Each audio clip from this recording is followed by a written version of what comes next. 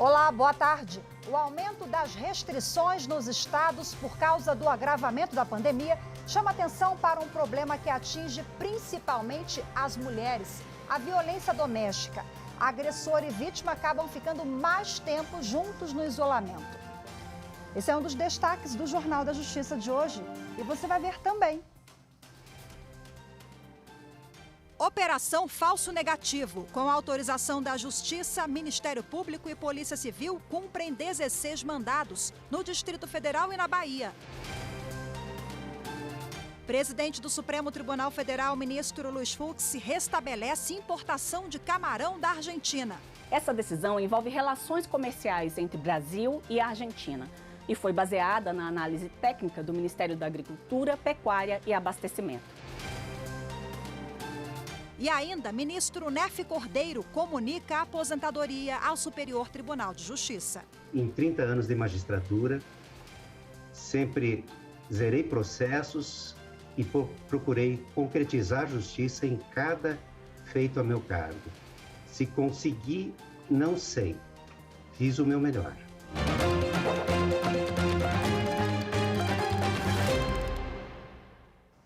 Foi deflagrada hoje, com ordem da Justiça, a Operação Esopo, que busca provas de crimes praticados na construção do TCE do Tocantins.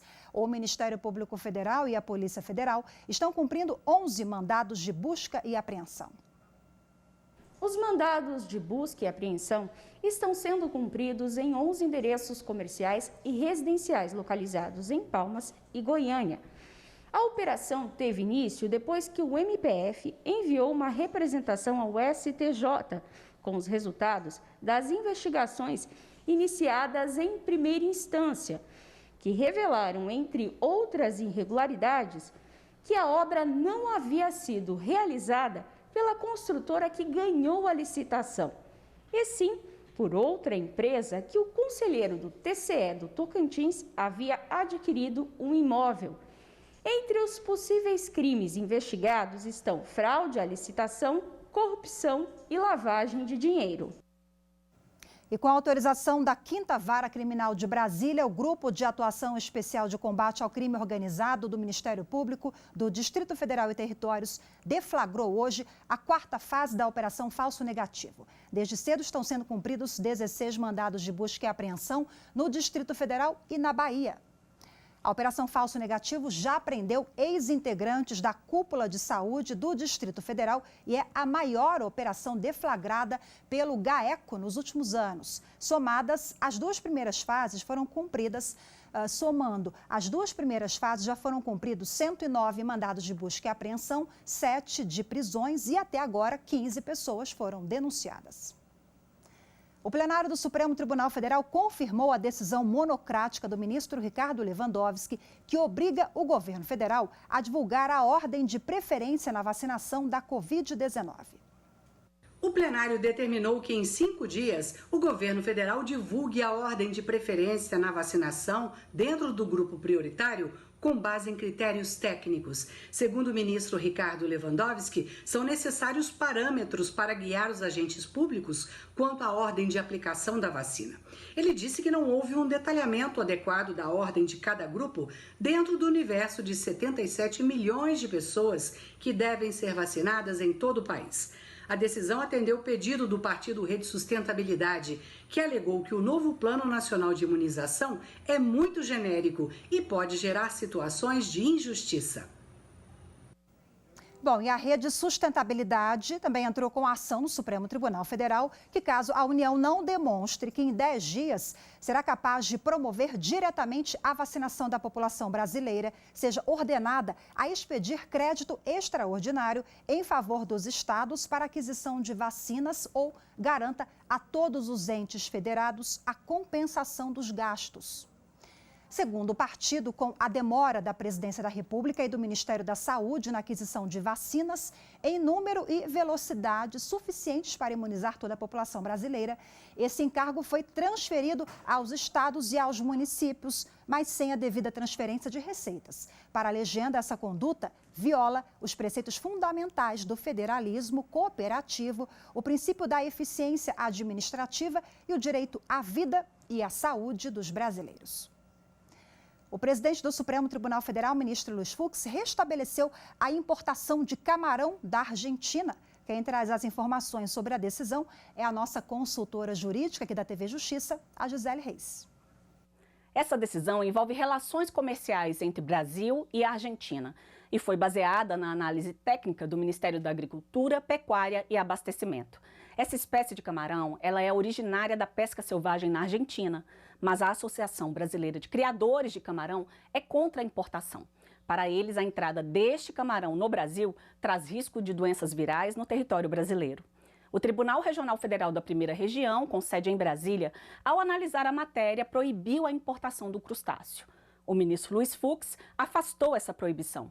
Ele considerou que os órgãos governamentais constataram que não há risco ao meio ambiente nem à saúde pública. Portanto, há respaldo técnico e regulatório, atestando que a importação não traz riscos à saúde humana nem ao meio ambiente. O ministro destacou que a proibição da importação sem fundamento técnico pode gerar entraves ao acesso de produtos nacionais a mercados estrangeiros, fragilizando as relações comerciais bilaterais e multilaterais do Brasil. Com essa decisão, que é provisória, mas já produz efeitos, os importadores deverão observar as medidas de biossegurança e estão autorizados a comprarem um produto argentino abatido, não abrangendo a importação de camarão vivo. O Partido Comunista do Brasil entrou com uma ação no Supremo Tribunal Federal para suspender uma portaria do Ministério da Mulher, da Família e dos Direitos Humanos, assinada no mês passado, que instituiu o Grupo de Trabalho para analisar a Política Nacional de Direitos Humanos e propor ajustes e redefinição dos programas. Bom, o partido alegou que o grupo não tem representantes da sociedade civil organizada e nem de segmentos sociais, o que é um risco para as políticas públicas já implementadas.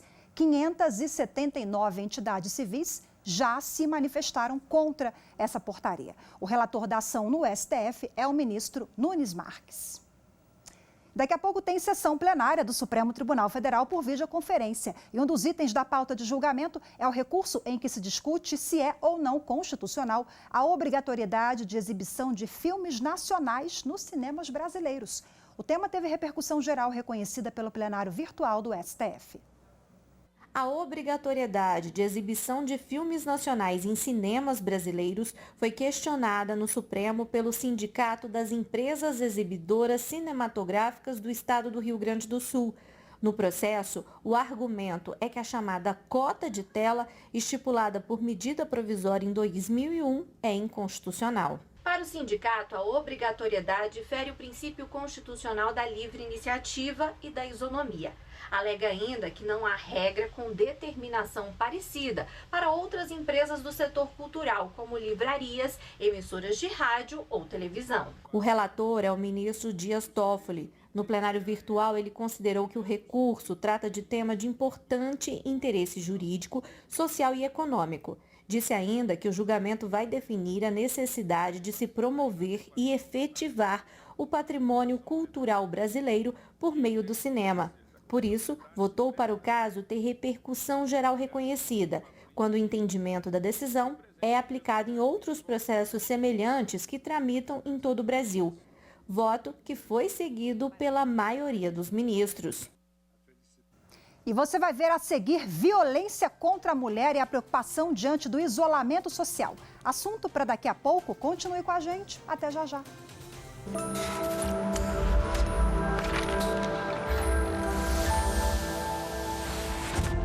A Constituição é um documento político-jurídico fundante de um Estado.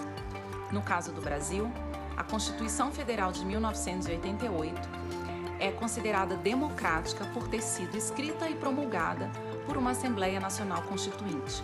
Ela reflete o espírito da sociedade brasileira que vivia um processo de redemocratização. Ela traz em seu texto princípios políticos e jurídicos que devem orientar as ações dos nossos governantes.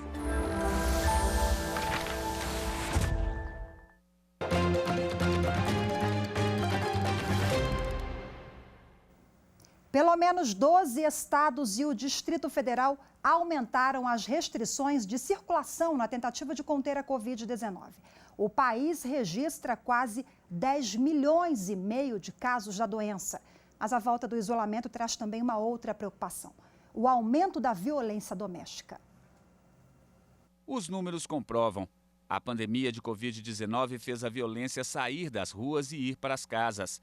Com o isolamento social e o aumento da convivência familiar, cresceu também a violência doméstica e agressões contra as mulheres. Segundo dados do Ministério da Mulher e dos Direitos Humanos, o número de ligações para o Ligue 180, que recebe denúncias, subiu 39% em 2020. Outro dado é ainda mais preocupante: o aumento de casos de feminicídio. Somente no primeiro semestre do ano passado foram registrados 648 casos. Isso equivale a mais de 3 mulheres mortas por dia. Preocupadas com a escalada de violência doméstica, as autoridades buscam aumentar também o combate a este crime. O Ministério da Mulher anunciou para este mês o Plano de Enfrentamento ao Feminicídio, que, entre outras ações, prevê a ampliação da rede de Casas da Mulher Brasileira, que reúne serviços de proteção às vítimas de agressão. No Judiciário, o Conselho Nacional de Justiça e tribunais de todo o país se preparam para a Semana da Justiça pela Paz em Casa, que será realizada entre os dias 8 e 12 de março. O programa tem como objetivo ampliar a efetividade da Lei Maria da Penha, concentrando esforços para agilizar o andamento de processos relacionados à violência de gênero. Um dos estados que viu a violência crescer durante a pandemia foi o Rio de Janeiro. Segundo o Tribunal de Justiça do Estado, somente no Carnaval, mesmo com a festa proibida, foram registrados 197 pedidos de medidas protetivas no plantão judicial da capital. Um aumento de quase 70% em relação ao Carnaval do ano passado. Bom, e para falar sobre o assunto, eu converso agora com a juíza Caterine Jataí, que é do Tribunal de Justiça do Estado do Rio de Janeiro. Seja bem-vinda, boa tarde para a senhora, obrigada pela participação. Boa tarde, muito obrigada. Bom, esse recorte do Carnaval mostra que com o aumento das medidas de distanciamento social, recolhimento das famílias em casa, a mulher ela está mais em risco? Poderá estar ali com o potencial agressor dentro de casa? Infelizmente. Bem, nós estamos vivendo uma situação excepcional. Quem poderia imaginar o Brasil, o Rio de Janeiro, sem o Carnaval? As medidas de restrição, por outro lado, elas são muito importantes para a contenção do coronavírus, principalmente agora nessa fase aguda que nós estamos vivendo. Agora, as estatísticas, já em uma fase de normalidade da violência contra a mulher, é que o local em que ocorrem essas agressões é justamente dentro de casa.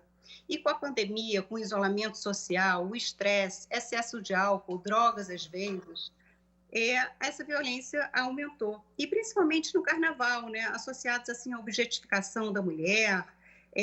O resultado foi dramático, conforme as estatísticas que nós estamos vendo aí.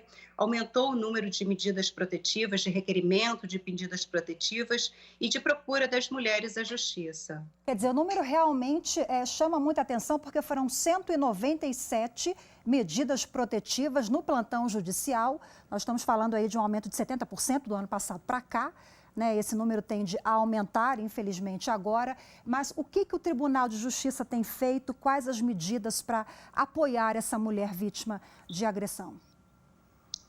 Olha, primeiro, o Carnaval realmente chama atenção ao aumento da violência, né? Mas o Carnaval, ele, em geral, já é uma época do ano em que aumenta a violência. O Carnaval e os feriados de uma forma geral. Mas o Carnaval, em especial, por conta da festa, por conta de toda a simbologia do Carnaval.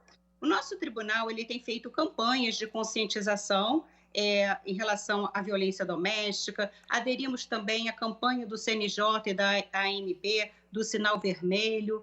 Fizemos muitas campanhas que são muito importantes nesse momento. E também criamos outras formas de acesso da mulher à justiça, né, para facilitar o acesso, porque durante esse período aí de isolamento social e no início da pandemia, houve uma diminuição dos registros de ocorrência, em razão de diversos fatores. As mulheres estavam, maior parte do tempo, sob a vigilância do agressor, às vezes não podiam sair de casa, em razão até do contágio, né, pessoas do grupo de risco. Então, foi aberto um canal de acesso à justiça, que é um aplicativo, né, Maria da Penha Virtual, através do qual a mulher pode fazer diretamente à justiça o requerimento de medida protetiva. Doutora, por que é tão difícil manter esse agressor longe da vítima, da mulher? Porque mesmo com medidas protetivas, esse indivíduo ele acaba ali burlando ou não respeitando as medidas impostas muitas vezes pelo Poder Judiciário. Isso é verdade. Mas essa questão é a questão do ciclo da violência doméstica. E as mulheres elas estão muito envolvidas nesse ciclo e é difícil para elas romperem o ciclo. Por que é difícil? Esse ciclo ele é basicamente dividido em 3 fases. Tem a fase do aumento da tensão, as tensões vão aumentando, ele vai implicando, até que vem a explosão. Depois da explosão, a explosão pode ser um tapa, um chute, um grito, vem a fase da lua de mel. É quando ele pede desculpas e diz que a culpa foi da roupa que ela estava usando, ou foi porque ela bebeu na festa, a culpa nunca é dele. Mas como ela é apaixonada pelo homem, ela acredita. E aí o ciclo começa todo de novo, tensão, explosão, lua de mel. Mas o problema é que os especialistas dizem que esse ciclo é em forma de espiral, ou seja, ele vai aumentando a intensidade da explosão a cada vez que o ciclo gira. E pode culminar, inclusive, em um feminicídio, que é a violência máxima contra a mulher. Os feminicídios, eles não são fenômenos isolados, eles não acontecem isoladamente. Geralmente, eles são fruto de uma relação de violência doméstica em que o ciclo não foi rompido. A mulher tem medo de denunciar ainda e a sociedade também tem uma participação fundamental. Quem deseja dar apoio, denunciar qualquer situação que possa ali gerar um crime, né? Porque muitas vezes a gente tem o senso comum, briga de marido e mulher, ninguém mete a colher, ainda bem que estamos mudando essa consciência, né? Mas quais os canais de denúncia, o que fazer, como ajudar essa mulher que precisa sair desse ciclo? Olha, essa questão é uma questão fundamental, né? A normalização da violência contra a mulher. A violência contra a mulher ela ainda é, nos dias de hoje, muito aceita e normalizada. Tanto que como você disse, né? Em briga de marido e mulher, ninguém mete a colher. Esse conceito ele precisa sair da cabeça das pessoas e está saindo aos poucos. As mulheres elas têm muita vergonha, né? Vergonha, tem medo de diversas situações, medo de que não acreditem nela, medo do agressor, medo de serem culpabilizadas e até medo de sofrer uma violência institucional. É muito comum, às vezes, ela chegar numa delegacia de polícia para fazer o registro de ocorrência e o policial manda ela voltar para casa, dizer que é assim mesmo, para ela aceitar. Enfim, existem muitas violências e muitas situações que geram medo na mulher. O que a gente precisa mesmo é ter essa consciência de que é muito importante fazer o registro de ocorrência. Até porque, de acordo com as estatísticas, nos casos de feminicídio, na maior parte dos casos de feminicídio, a mulher nunca tinha procurado ajuda, nunca tinha procurado uma delegacia policial. O que nós podemos fazer de canal de acesso? Que é muito importante, informação. Informação é poder.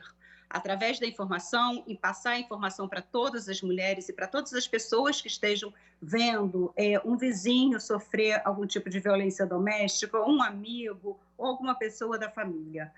O número 190, que é o número da Polícia Militar, é um número geral aqui no Brasil para pedir auxílio à Polícia Militar. Ok.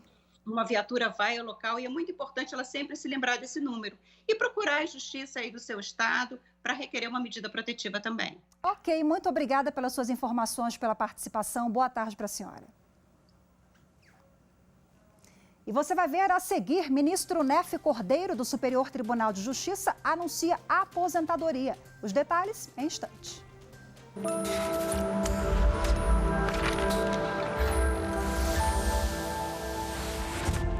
A Constituição Federal de 88 é a repactuação do Brasil com os elevados valores da dignidade da pessoa humana. E tendo esse princípio como norte, a Constituição Federal foi construída para dar vida e estrutura para alcançar essa almejada dignidade que está no artigo 1º, inciso 3 da Constituição.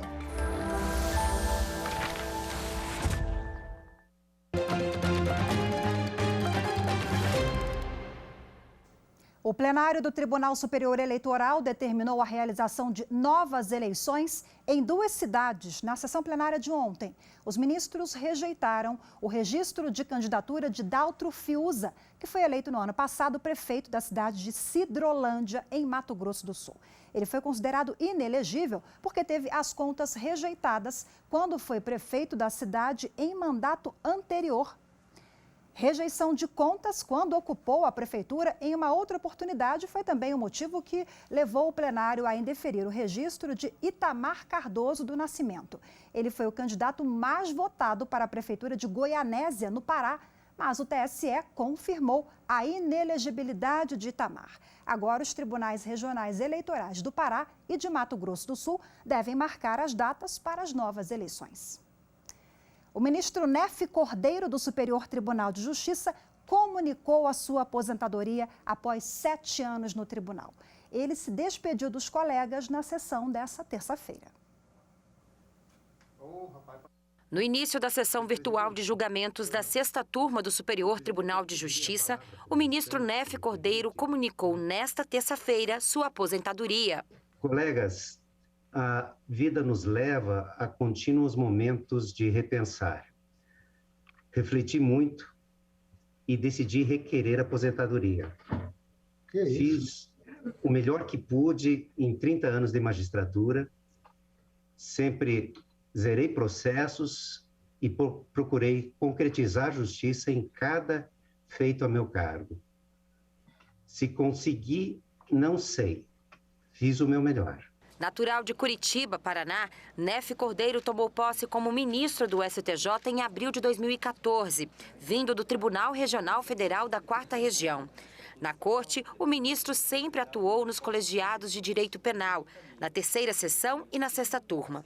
Com um largo currículo, antes de entrar para o tribunal, o ministro Nefe foi promotor de justiça, juiz de direito, juiz federal e desembargador federal. Atualmente, além de ministro, é professor universitário e autor de vários livros e estudos jurídicos. Logo após o comunicado, os ministros da 6ª turma agradeceram pelo trabalho realizado por Nefe Cordeiro nos últimos 7 anos na corte. Na condição de passageiro de presidente, eu quero externar a nossa tristeza por nos privarmos de um companheiro tão positivo, tão elegante, com tanta lhanheza, urbanidade, um julgador na sua excelência. Não só desejar ao ministro Nefe muita felicidade, que eu não tenho dúvida que ele terá, como também para agradecê-lo. O ministro Rogério Schietti destacou a liderança do ministro Nefe. Nesses 7 anos aí de convívio, né, o ministro Nefe foi um líder, não só nos momentos em que ocupou a presidência da turma, mas também da sessão, como tem sido ainda, né? Em momentos importantes, firmou posições, enfim, sempre teve a coragem de decidir em algumas situações contra um pensamento majoritário, sempre teve um equilíbrio, né, um discernimento muito grande. Em todo lugar que você for, você vai fazer sucesso realmente. Tanto que você já formou em engenheiro e deixou essa profissão, não é? Até usar do seu conhecimento lá para organizar a nossa turma, nosso local ali da 6ª turma, enfim. Mas você tem já esse costume de sair de uma categoria profissional e abraçar outros caminhos. Representando o Ministério Público Federal, a subprocuradora-geral da República, Raquel Dodge, participava da sessão e também prestou sua homenagem. Quis o destino que eu testemunhasse 2 momentos importantes na carreira do ministro Nefe Cordeiro. Seu ingresso na 6ª turma do Superior Tribunal de Justiça, onde sempre atuei, e agora a sua sessão de despedida. E neste período todo eu pude testemunhar, ministro Neff, como o senhor sempre se excedeu no propósito de realizar justiça, sempre com muita sobriedade, muito equilíbrio, muita sensatez, mas também muita firmeza, muita inteligência, muito conhecimento jurídico. São atributos absolutamente necessários e que distinguem o bom juiz. Ministros da quinta turma também se manifestaram durante a sessão a respeito da aposentadoria do ministro Neff. Hoje a Corte teve uma notícia triste, nós, ministros, vamos ficar mais tristes ainda. O ministro Neff comunicou a aposentadoria hoje. É uma perda para o tribunal, para o jurisdicionário, que perde um grande juiz, para nós, colegas, que claro, perdemos ele só um colega, um grande magistrado e um grande jurista e uma grande, magnífica pessoa que conheço desde antes de vir para essa casa. Desde o início, o ministro Neff se notabilizou exatamente como um grande magistrado. Eu faço esse registro para lamentar a saída do colega Neff, do amigo Neff e do professor Neff do sistema de justiça. O anúncio aos colegas foi feito no mesmo dia em que o ministro entregou ao presidente do STJ o requerimento para aposentadoria. E o Jornal da Justiça, primeira edição de hoje, fica por aqui. Muito obrigada pela sua companhia, uma ótima tarde para você e até amanhã. Tchau, tchau.